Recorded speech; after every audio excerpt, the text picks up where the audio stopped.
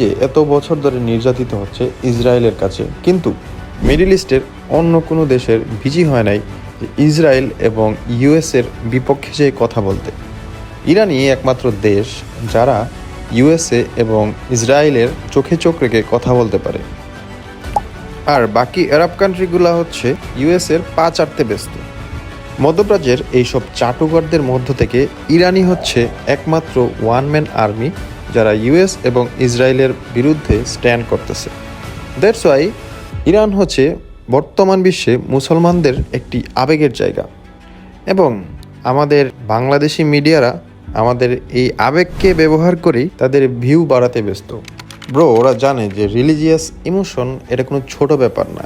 এই রিলিজিয়াস ইমোশনকে যদি ইউজ করা যায় তাইলে এটা দিয়ে পাবলিককে গোল খাওয়ানো যাবে।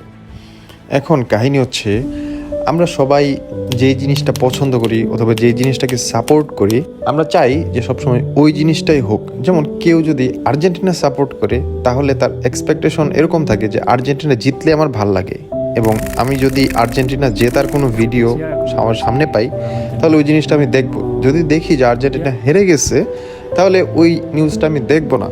এটাই স্বাভাবিক। এবং এই জিনিসটা যদি ঘটে, যে জিনিসটা আমরা চাই অথবা সাপোর্ট করি, তখন আমাদের ব্রেন থেকে আমাদের ডোপামিন রিলিজ হয় এবং এটা হচ্ছে আমাদেরকে প্লেজার দেয়।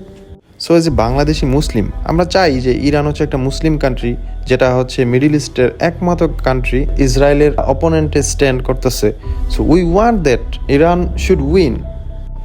সো এই জিনিসটাকে ইরানের বিট হাফ ট্রু ওর বিট ফলস, এই জিনিসটাকে যদি আমাদের সামনে সুন্দর মতো মশলা মাখায় কেউ যদি রিপ্রেজেন্ট করে, so it will give us pleasure, we will be happy. এবং এই কাজটা বাংলাদেশি মিডিয়া অনেক ভালোভাবে করতে পারে। সুন্দর মতো মশলা মাখায়, অনেক স্পাইসি মিশায় আমাদের সামনে